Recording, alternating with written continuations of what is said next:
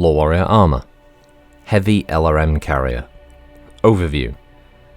When Pinard Protectorates Limited of the Taurian Concordat announced its plans to create a new, lighter SRM carrier, the Magistrix Command Centre of the Magistracy of Canopus petitioned Magistrix Emma Centrella to begin a similar project with a reliable LRM carrier.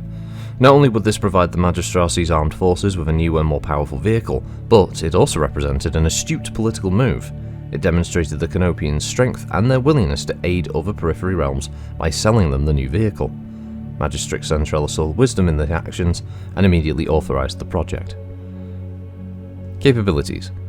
To improve the LRM carrier, the designers chose to convert the design to a larger and slower crawler configuration. This heavier design sacrifices 60% of the original carrier's speed, but the designers compensated by adding a significant amount of additional armour for crew protection, as well as more firepower. Initial field tests proved these additions to be very satisfactory as a trade-off. The smaller internal combustion engine provides room to mount an additional LRM-20 rack, enabling the heavy LRM carrier to launch 80 missiles in a single salvo, considerably more missile firepower than any other standard inner-sphere vehicle or mech. The updated design also carries twice as much ammunition as the original, allowing for longer sustained barrages. Like the light SRM carrier, the new heavy one mounts all of its weapons in a turret, allowing it and the ponderous vehicle to track targets on multiple fronts, and is especially effective against targets approaching or passing close to the carrier. The design also features additional armour plates on the front of the vehicle, but it's only marginally improving on the original LRM carrier's lifespan. Deployment. The heavy LRM carrier began rolling off the assembly lines only months after the light SRM carrier. This timing allowed the Majesty Metals and Manufacturing and Pinard Protectorates Limited, giving them the blessings of Magistrix Centrella and President Calderon, to launch a propaganda campaign featuring the two working together in the new colony region to defend against inner-sphere predation. Sales of these vehicles have soared, boosted by the promise of easy repair and maintenance as well as the clever ad campaign, and to keep up with the demand, Majesty Metals and Manufacturing has also begun to retool the plant on Canopus 4 to produce the heavy LRM carrier. Nearly every militia in the Periphery now currently fields this new design. I mean, Jesus, yeah. An 80-ton LRM carrier. Its movement type is tracked and its power plant is the Intercom Bust 160. This gives it a cruise speed of 22 and a flank speed of 32 kph. It has standard armour and is equipped with 4 Delta Dart LRM-20 launchers. It's manufactured by Majesty Metals and Manufacturing on Dunyanshire in the Canopus 4 region.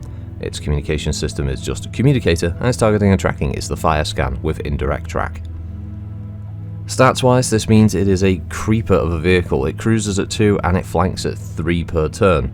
It has 64 armour in total, which is 14 on the front, 12 on the sides, 12 on the rear, and 14 on the turret. Overall, it has the 4 LRM-20s with a total of 48 shots, obviously split between the 4 launchers. Still, not something that you want to be the focus of anytime soon, considering quad LRM-20 is not a good thing. It's not nice to be shot at. It means return fire, it will kill it very quickly. Let's not be under any illusions here. The heavy LRM carrier is just as vulnerable to return fire as any of the LRMs carrier that are in the game. But the heavy one is definitely a bit more of a sweat-inducing target. With a battle value of 769, it's probably a little pricey, depending on the size of battle that you're running. But a couple of these things could definitely be a good fire support option for you in a sort of a tournament battle and the such, or even in a scenario setup. 1 or 2 of these things are definitely something that becomes a dicey proposition, I think, for players, as they suddenly have to weigh up the different targets on the field and basically try and figure out a good way of being able to counter one of these before they really start getting the hits in. Obviously, it all comes down to the dice in the end, and luckily this thing isn't equipped with anything like Artemis Fire Control to give you those extra extra +2 on the die roll, for instance, and doesn't come with anything like Slave to make it easier for them to hit. So at least it's got that kind of thing. But still, you get a bad roll against you with this, and it's lights out. I think there's just too high a chance that if all 4 of the launchers hit you, you are buggered. There's just so many missiles coming in. And depending on what type of mech you're running or of a vehicle, it could just be the end of it, first turn of fire. So That's the danger of the LRM carrier, the plus and the minuses. But 14 and 12, it's obviously a case of a couple of solid hits into the front armor is going to go internal and very quickly destroy the vehicle. And yeah, it's not going anywhere very quickly. So once light units manage to get within spitting distance of this thing, it's already dead at that point. I think, as a GM personally, if I had it that the heavy LRM carriers were in a firing position and they were flanked by something, I don't know, a couple of locusts or commando or something like that, I'd immediately have the crew just probably bail out because they know they're dead at that point, because it's only going to take a couple of turns and there's no way that these things can escape. So I think if you were being a bit of a shit as a GM, you might potentially have a bodyguard for these things, either a half decent vehicle or even a mech, just to try and engage anyone that tries to flank around to it. Or obviously if you're playing from more of a competitive standpoint against another player, you're definitely going to want bodyguards for these things, just to make sure that you're going to get the most out of them. But yeah, it's not bad.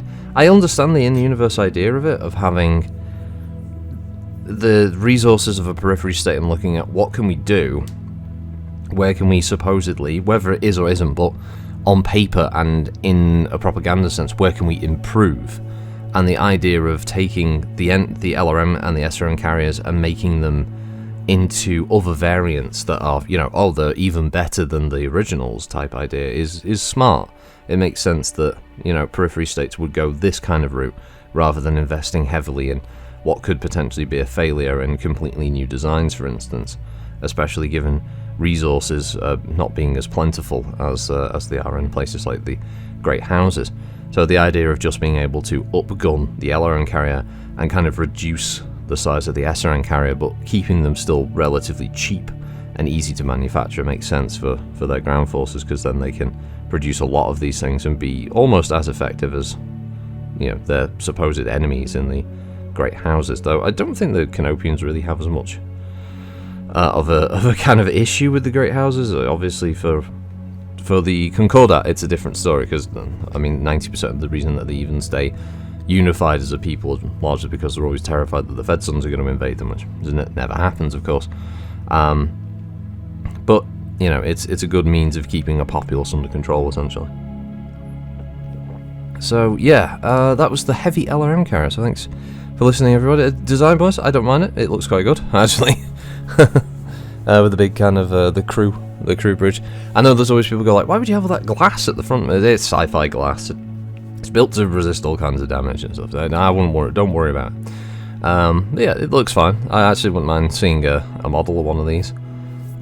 If they ever get round to redoing the art for 3060, if Castle's planning on doing any kind of new miniatures. So yeah, it'll be interesting to see. But yeah, until then, have a good one, everybody. Thanks for listening, and I'll catch you next time. Bye bye.